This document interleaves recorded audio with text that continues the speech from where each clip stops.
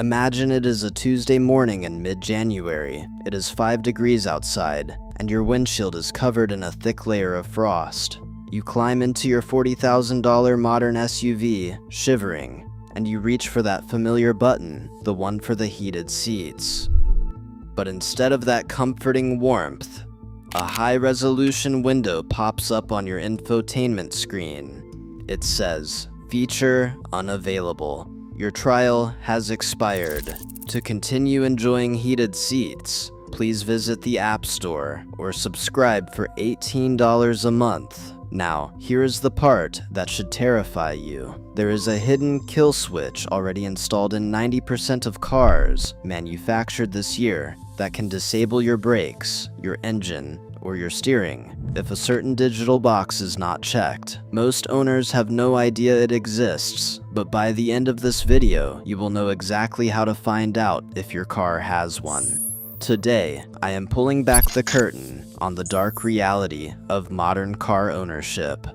We are going to look at how manufacturers have turned your 4,000-pound machine into a rolling metal subscription box. We are going to expose how they are locking your own engine, your comfort, and even your safety features behind a digital paywall. And more importantly, I am going to show you the exact steps you need to take to fight back before ownership becomes a thing of the past.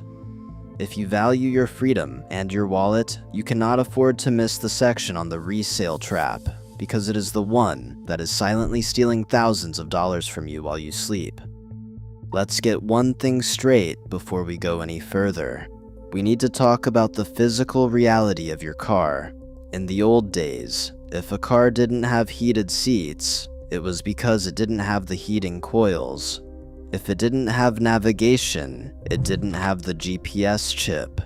But today, the hardware is almost always already in the car. This is the first dark secret. You are paying for parts you aren't allowed to use. When a manufacturer like BMW or Audi charges you a monthly fee for a feature, they are not providing a new service. They are not sending a technician to your driveway to install a part. They are not even using their satellites to beam a signal to you. They already paid to build the heating coils into the leather seats. They already engineered the motor to handle the extra horsepower. They already installed the cameras for semi-autonomous driving. You paid for the weight, the shipping, and the assembly of that hardware and the total manufacturer's suggested retail price when you signed the papers at the dealership. But now, software gatekeepers are standing between you and the physical parts of your vehicle. Think about how absurd this is. Imagine buying a house with a beautiful fireplace, only to find out that the gas line is locked by the builder and you have to pay a winter warmth fee to get a flame. That is exactly what is happening in your driveway. They are selling you the hardware, then renting you the permission to use it.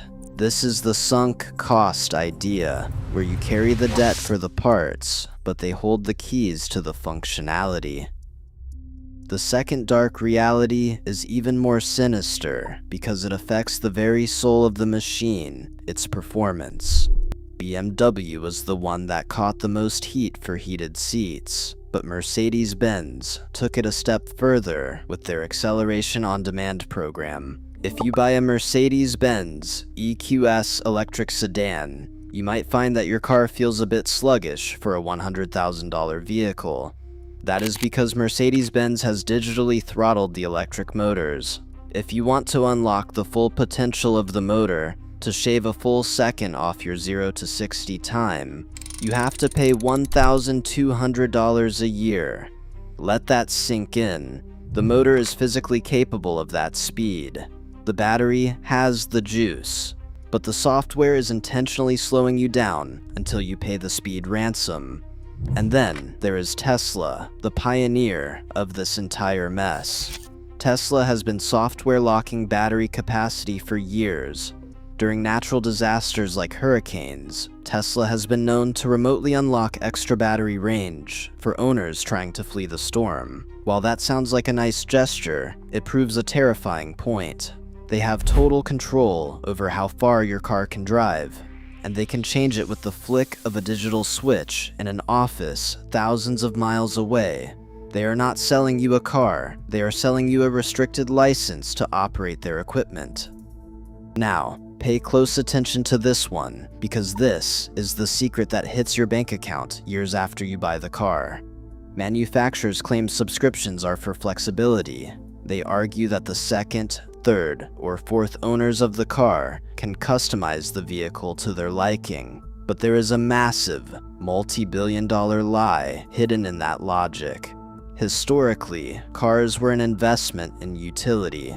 If you bought a car with the premium package, that car was worth significantly more when you went to sell it 5 years later. Those features were baked into the metal, but in the subscription era, those features do not belong to the car. They belong to your user account. When you sell your fully loaded car, the next owner does not get those features. The moment you hand over the keys and the car is registered to a new email address, the software resets, the heated seats vanish, the extra horsepower disappears, the navigation turns off. The new owner has to pay all those activation fees and monthly subscriptions all over again. This means your car is effectively stripped the moment it leaves your possession. You are paying full price for a car that depreciates like a rock because the features do not stick to the metal. You are losing money on the front end when you buy it, the monthly end when you use it, and the back end when you try to sell it. It is a triple loss for the consumer and a triple win for the manufacturer. The fourth dark reality is the total destruction of the DIY mechanic. For a century, the vibe of being a car owner was that once the car was in your garage, it was yours. You could change the oil, swap the spark plugs, and if you were tech savvy, you could tune the engine. But if your car's features are controlled by a central server in Germany or Japan, you can't fix it yourself. You can't mod it. If you try to bypass the software to turn on your own heated seats, hardware that you own, manufacturers are calling it hacking. They are using the Digital Millennium Copyright Act, DMCA, to claim that you don't actually own the software that runs your car.